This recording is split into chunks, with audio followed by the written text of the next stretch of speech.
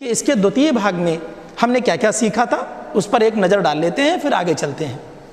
बच्चों, पिछले भाग में हमने सीखा कि संविधान की आवश्यकता क्यों होती है, इसको हमने जाना था, और भारतीय संविधान के निर्माण की प्रक्रिया को हमने पूरी तरह समझा था, और संविधान सभा के महत्व एवं कार्यों को हमने जाना था।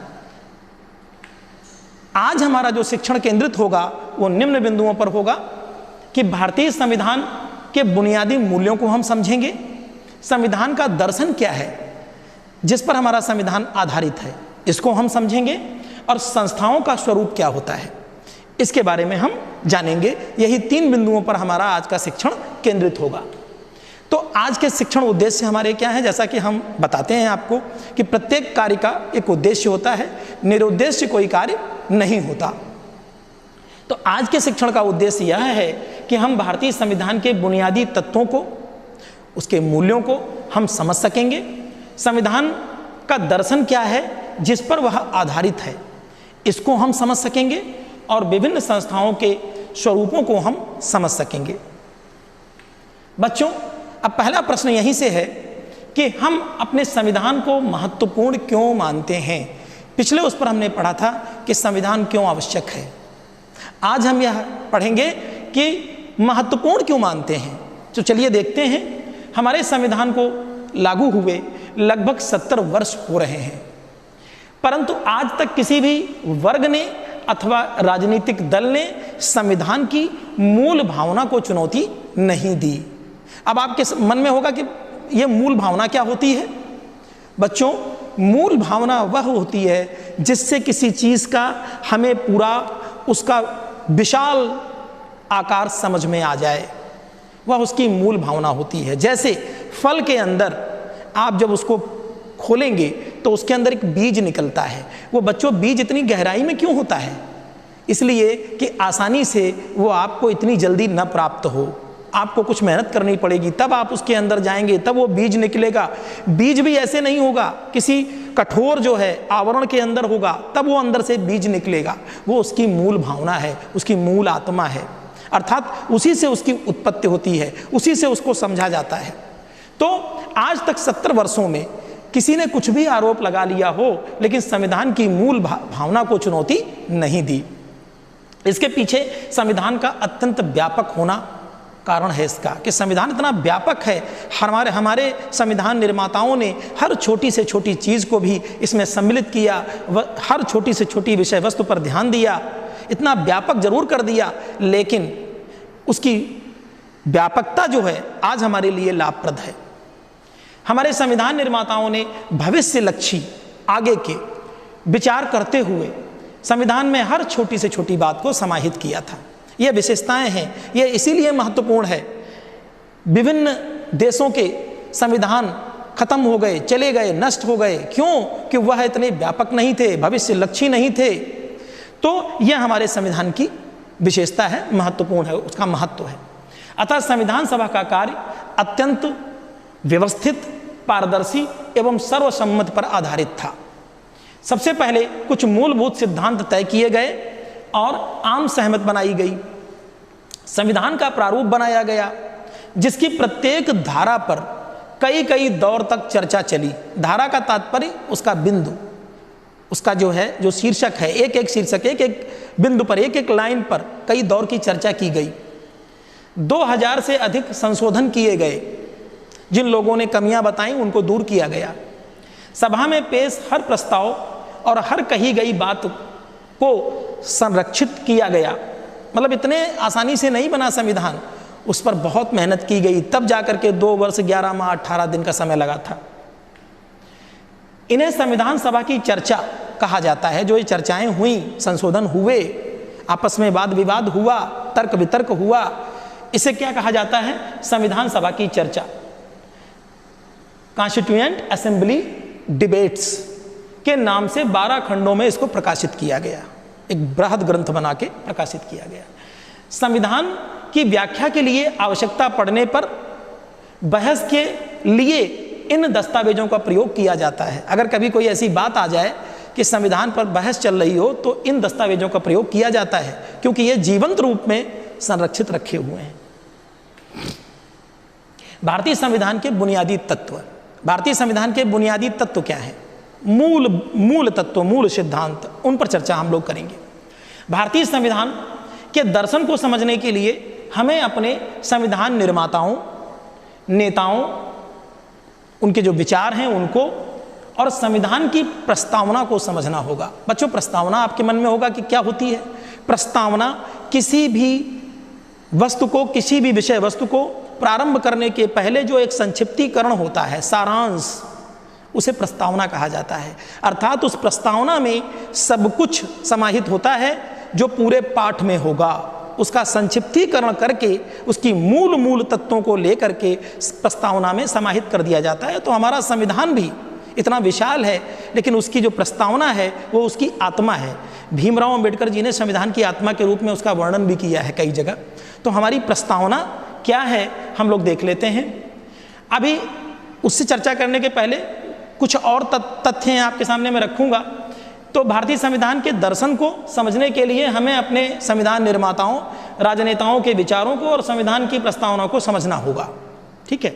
अब एक कथन है, अभी इसके बताते हैं किसका कथन है, कि मैं भारत के लिए ऐसा संविधान चाहता हूं जो उसे गुलामी और अधीनता से मुक्त करे। मैं ऐसे भारत के लिए प्रयास करूंगा जिसे सबसे गरीब व्यक्ति भी अपना माने और उसे लगे कि देश को बनाने में उसकी भी भागीदारी है।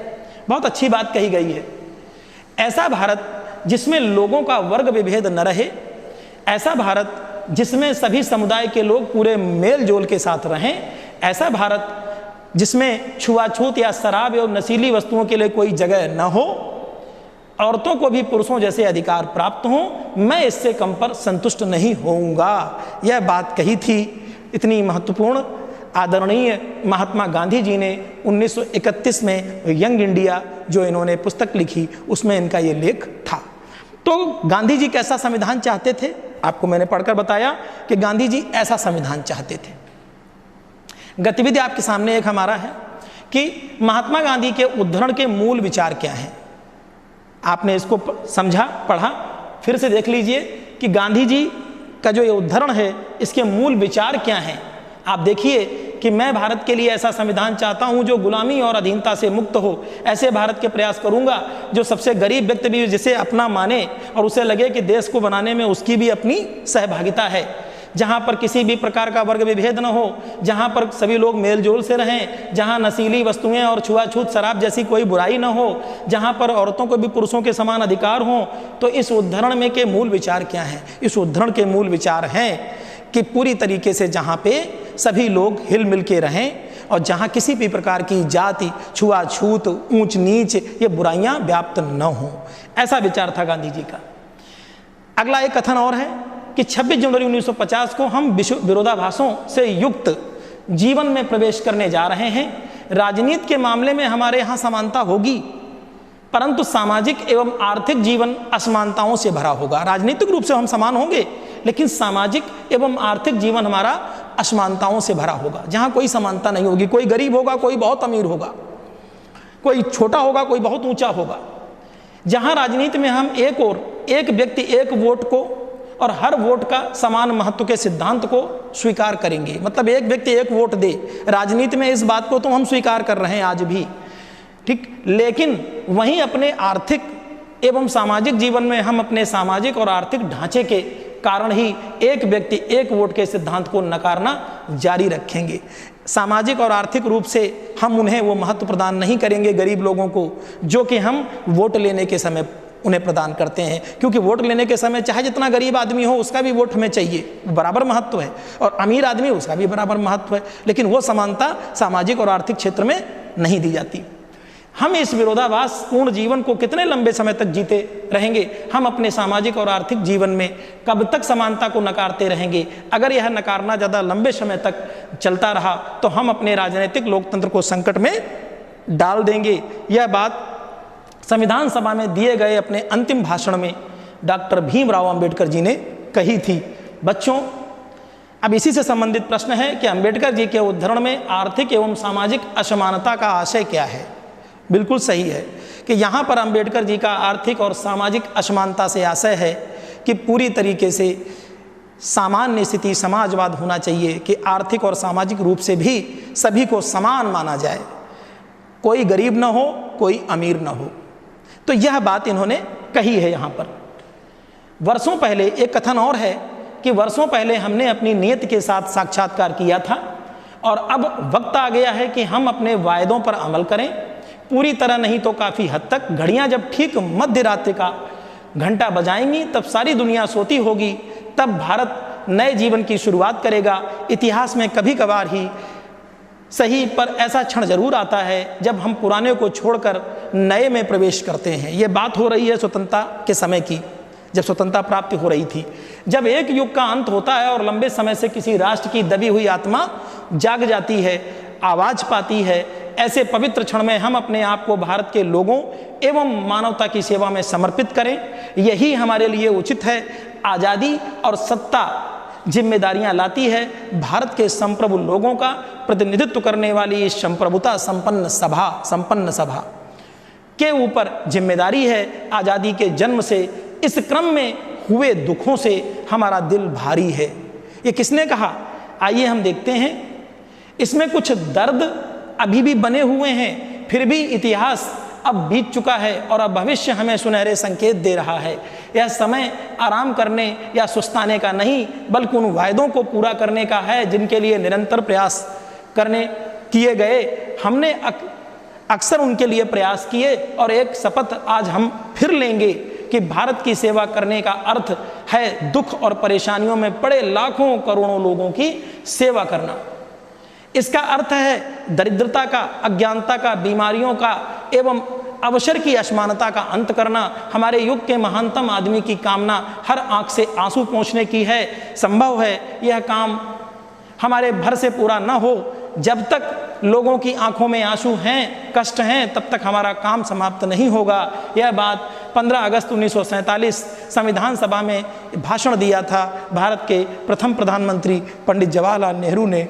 इतनी महत्वपूर्ण बात उन्होंने कही थी। बच्चों, अब आपसे एक गतिविधि प्रश्न है हमारा कि ऊपर दिए गए तीनों उद्धरणों में कौन सा विचार समान रूप से वर्णित है। आप समझ चुके होंगे कि चाहे महात्मा गांधी जी का उद्धरण हो या भीमराव अंबेडकर जी का उद्धरण हो या हमारे प्रथम प्रधानमंत्री पंडित जवाहरलाल नेहरू जी का उद्धरण हो, तीनों नेताओं ने एक ही बात कही है कि समाज में किसी भी प्रकार का वर्ग विभेद न हो, जाति विभेद न हो, सामाजिक असमानता न हो, आर्थिक असमानता न हो, पूरा भाईचारा सबके बीच में कायम हो, कोई दुखी न हो, कोई गरीब न हो, कोई दीनहीन न हो, कोई बहुत अमीर न हो। ये बात तीनों में हमारे जो है समान रूप से वर्णित है। बच्चों, अब हम जानकारी कर लेते हैं कि संविधान का दर्शन और प्रस्तावना जिस पर चर्चा की गई थी, जो मूल स्वतंत्रता आंदोलन के प्रेरणा स्रोत थे वही भारतीय संविधान की प्रस्तावना में समाहित किए गए। मतलब जो हमारे स्वतंत्रता आंदोलन में प्रेरणा स्रोत थे, जिनको लेके हमने भाईचारा, समानता, न्याय, इन सब तत्वों को लेकर के हम आगे बढ़े थे, तो वही हमारी प्रस्तावना में वर्णित किए गए। संपूर्ण संविधान इन्हीं मूल्यों पर आधारित हुआ। संविधान का प्रारंभ इन्हीं मूल्यों के संग्रह रूपी प्रस्तावना अथवा उद्देशिका, प्रस्तावना का दूसरा नाम उद्देशिका भी होता है, इसमें समाहित किया गया। प्रस्तावना की प्रेरणा हमने कहाँ से ली? अमेरिकी संविधान से ली थी प्रस्तावना की प्रेरणा। तो आगे हम लोग चलते हैं। हमारी प्रस्तावना लोकतंत्र है तो एक सुंदर कविता जैसी प्रतीत होती है। आप देखना, आप लोगों की पुस्तकों पर लिखी है, बहुत सुंदर कविता जैसी प्रतीत होती है और इसको आप कंठस्थ करना, बहुत आनंद आएगा आपको इसको जितनी बार आप पढ़ेंगे। प्रस्तावना संविधान का मूलाधार एवं आत्मा है। सरकार के सभी कानून एवं नीतियों का परीक्षण इसी में निहित दार्शनिक मूल्यों के आधार पर होता है। ये दार्शनिक मूल्य इसमें निहित हैं। कौन सा कानून अच्छा एवं जनहित में है और कौन सा बुरा है, इस बात का निर्धारण प्रस्तावना से होता है। बच्चों, यह है प्रस्तावना का प्रारंभ। आप देखिए, बहुत आनंद आएगा। अभी इसकी व्याख्या भी हम करेंगे। भारत का संविधान, प्रस्तावना, उद्देशिका। हम भारत के लोग, कौन? हम भारत के लोग, हम सभी लोग जो भारत के निवासी हैं, भारत को एक संपूर्ण प्रभुत्व संपन्न, अभी इसका अर्थ आगे बताएंगे। संपूर्ण प्रभुत्व संपन्न अर्थात हमारे ऊपर कोई दूसरा व्यक्ति, कोई बाहरी शक्ति किसी भी प्रकार से हमें दबाव में नहीं ले सकती, न हम पर कोई विचार थोप सकती है। हम अपनी मन के स्वतंत्रता के स्वयं के मालिक हैं। समाजवादी अर्थात जहाँ पर विभिन्न प्रकार का जो हमारा फैलाव है, सरकार सबके साथ समान व्यवहार करे, समान बंटवारा हो। पंथ निरपेक्ष, जहाँ सरकार का कोई धर्म नहीं होगा, हिंदू, मुस्लिम, सिख, ईसाई, जैन, बौद्ध, सिख सभी एक समान रूप से अपने अपने धर्मों को मानेंगे, सबको स्वतंत्रता होगी और सरकार का निजी कोई धर्म नहीं होगा। लोकतंत्रात्मक गणराज्य, हम कैसा गणराज्य बनाएंगे? लोकतंत्र बनाएंगे, जनता का शासन जहाँ होगा। गणराज्य बनाने के लिए, गणराज्य का मतलब जहाँ हमारा राष्ट्राध्यक्ष जो हैं हमारे, उनका चुनाव किया जाएगा, बनाने के लिए तथा उसके समस्त नागरिकों को, हमारे देश के समस्त नागरिकों को सामाजिक, आर्थिक एवं राजनीतिक न्याय, कितने प्रकार का न्याय? 3 प्रकार का न्याय, सामाजिक न्याय, आर्थिक न्याय और राजनीतिक न्याय। इसी बात की चर्चा भी अम्बेडकर जी ने अपने उद्धरण में की थी कि सामाजिक न्याय प्राप्त होगा हमारे नागरिकों को, आर्थिक न्याय प्राप्त होगा और राजनीतिक न्याय प्राप्त होगा। आगे देखते हैं। विचार, विचार मतलब जो हमारे विचार होंगे।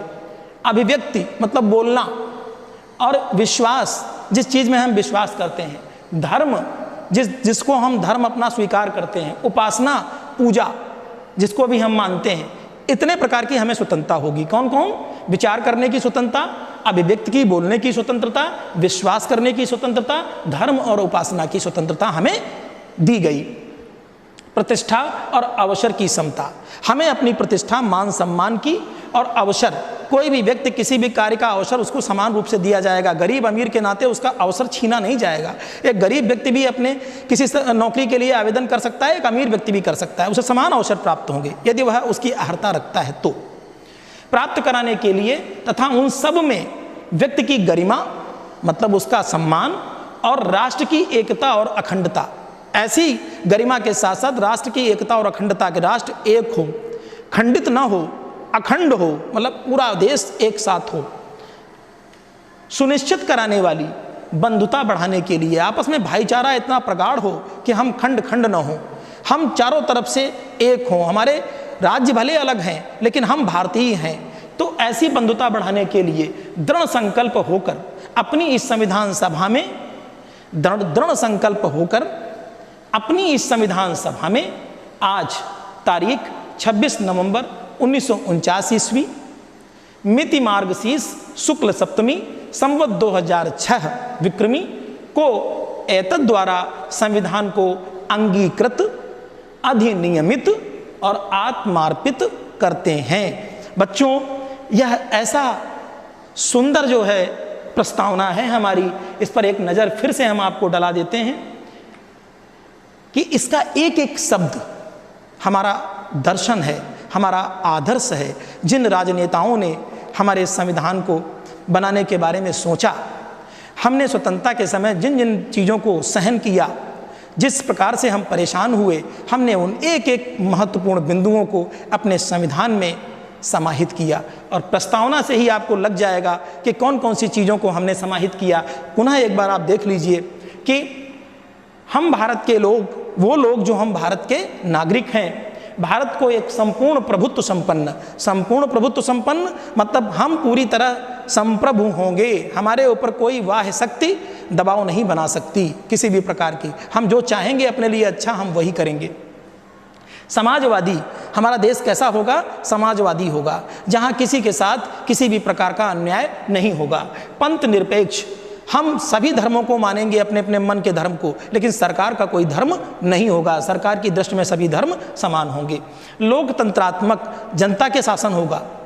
गणराज्य बनाने के लिए तथा उसके समस्त नागरिकों को सामाजिक, आर्थिक एवं राजनीतिक न्याय, 3 प्रकार का न्याय, सामाजिक न्याय, आर्थिक न्याय एवं राजनीतिक न्याय। विचार, अभिव्यक्ति, विश्वास, धर्म और उपासना, इतने प्रकार की स्वतंत्रता हमें प्राप्त होगी।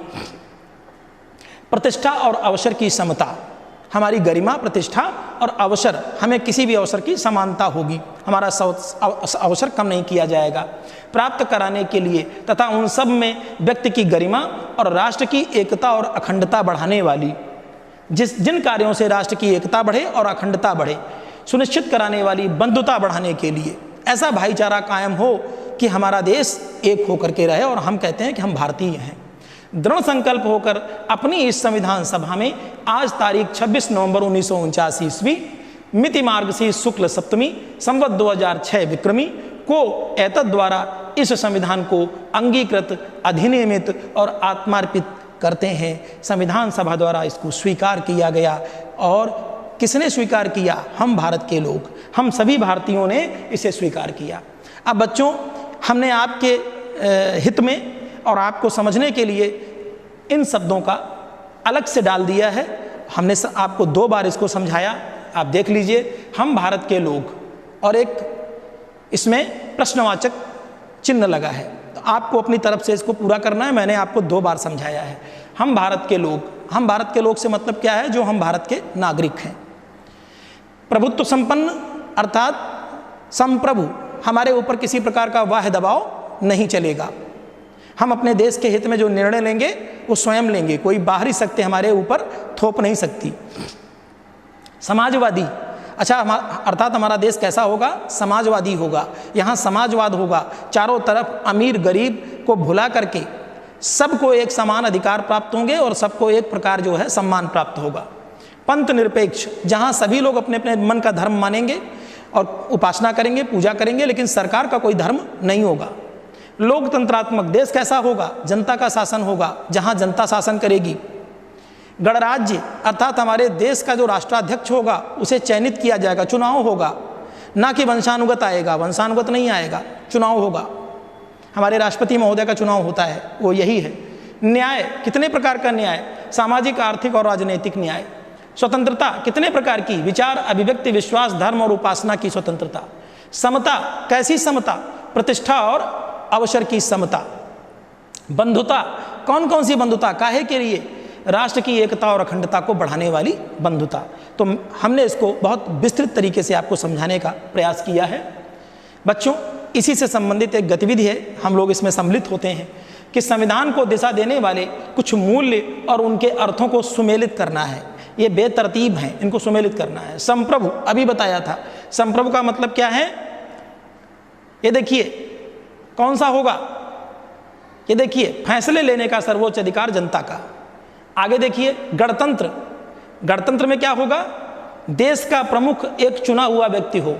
ये सही है, गणतंत्र को इससे आप मिला दीजिए। बंधुत्व, बंधुत्व का तात्पर्य क्या होता है? ये देखिए, लोगों को परिवार की तरह रहना चाहिए, अर्थात पूरा देश एक परिवार की तरह है। हम चाहे जिस धर्म के हों, चाहे जिस प्रांत के हों, लेकिन हमारा प्रेम और भाईचारा वो पूरी तरीके से बंधुत्व वाला होना चाहिए। यह नहीं कि हम मराठी हैं, हम उड़ीसा के हैं, हम बंगाली हैं, हम तमिलनाडु के हैं। ये विभेद नहीं होना चाहिए, क्षेत्रवाद नहीं होना चाहिए, भाषावाद नहीं होना चाहिए, जातिवाद नहीं होना चाहिए। इस प्रकार की बंधुता की बात हमारे संविधान में कही गई है। फिर है धर्मनिरपेक्ष, अभी बताया। धर्मनिरपेक्षता को आप इससे मिलाएंगे, सरकार का स्वयं का कोई धर्म नहीं होगा, अर्थात जितना महत्व सरकार हिंदू धर्म को देगी उतना ही मुस्लिम धर्म को देगी, उतना ही ईसाई को, उतना ही सिख को, सभी धर्मों को समान रूप से देखेगी। किसी को महत्व नहीं देगी, समान रूप से देखेगी। सबको सबकी जो है स्वतंत्रता प्राप्त होगी। संस्थाओं का स्वरूप, हमारा संविधान विश्व में सबसे बड़ा है। निर्माण के समय इसमें 22 भाग थे, 395 अनुच्छेद थे और 8 अनुसूचियां थीं। अब अनुसूचियों की संख्या 12 हो गई है और उप अनुच्छेद बढ़ते बढ़ते अब 450 के आसपास निकल गए। बच्चों, संशोधन होते रहते हैं। संविधान निर्माताओं ने जन भावनाओं को दृष्टिगत रखते हुए देश काल परिस्थितियों के अनुसार इसे परिवर्तनीय बनाया, अर्थात इसमें आराम से परिवर्तन किया जा सके। अतः समय समय पर जो बदलाव इसमें किए जाते हैं उसे संविधान संशोधन की प्रक्रिया कहा जाता है। हमारे संविधान में सरकार, नागरिकों एवं सभी संस्थाओं के विषय में स्पष्ट रूप से नियम एवं सीमाएं निर्धारित की गई हैं, जिनका पालन सभी के लिए बाध्यकारी है। हमारे संविधान में सभी आवश्यक संस्थाओं हेतु स्पष्ट दिशा निर्देश दिए गए हैं, जिनके अनुसार ही उन्हें कार्य करना होगा। इन संस्थाओं में प्रमुख रूप से न्यायपालिका है, कार्यपालिका है, विधायिका है और चुने हुए जो आयोग हैं वो आते हैं। बच्चों, आपको हमने समझाया है इससे पहले भी कि न्यायपालिका का कार्य है न्याय करना, कार्यपालिका का कार्य है सरकार का नियम कानून को, संविधान को लागू करवाना, और विधायिका का कार्य है संसद का विधान बनाना, कानून निर्माण करना। संविधान के कुछ महत्वपूर्ण भाग कौन कौन से हैं? भाग 1 में क्या है? संघ एवं राज्य के क्षेत्रों का विवरण है। भाग 2 में क्या है, नागरिकता के संबंध में विवरण है। भाग 3 में नागरिकों हेतु मूलाधिकार दिए गए हैं और भाग 4 में राज्य के नीति निर्देशक तत्वों का वर्णन किया गया है। महत्वपूर्ण शब्दावली और उनके अर्थ हमने आपके लिए रखे हैं, आप इनको देखें। धारा का तात्पर्य होता है संविधान में वर्णित क्रमशः बिंदु या अनुच्छेद। संविधान संशोधन विधायिका द्वारा संविधान में किए जाने वाले बदलाव समय समय पर।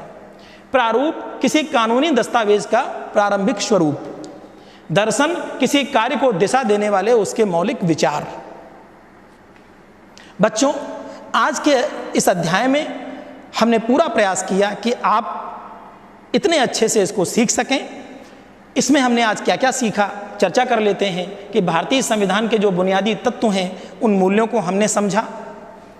संविधान के आधारभूत दर्शन को हमने जाना कि हमारा जो भारतीय संविधान है उसका आधार क्या है। प्रस्तावना के रूप में हमने आपको 2 बार समझाया। विभिन्न संस्थाओं के स्वरूपों के बारे में जाना। अभी हमने कि न्यायपालिका का कार्य क्या है, कार्यपालिका का क्या है और विधायिका संसद का क्या कार्य है, यह भी हमने आपको बताया। अब आज का हमारा गृह कार्य आपके लिए दिया जा रहा है कि संविधान के बुनियादी तत्व कौन हैं, आपको लिखना है। गांधी जी एवं अंबेडकर जी के विचारों में क्या समानता थी, आपको बताना है। कार्यकारी संस्थाओं को संविधान ने शर्तों में क्यों बांधा है, इसको आपको बताना है। बच्चों, आशा करते हैं कि आपके आज के इस अध्ययन में आपने बहुत कुछ सीखा होगा। अगर आप इससे संबंधित कुछ और अध्ययन करना चाहते हैं तो दीक्षा ऐप पर जाकर के सीख सकते हैं या माध्यमिक शिक्षा विभाग उत्तर प्रदेश के YouTube लिंक पर भी जाकर के आप एक बार इसको देख सकते हैं। और इसी के साथ मैं डॉक्टर उमेश कुमार वाजपेयी आपसे विदा लेता हूँ। धन्यवाद।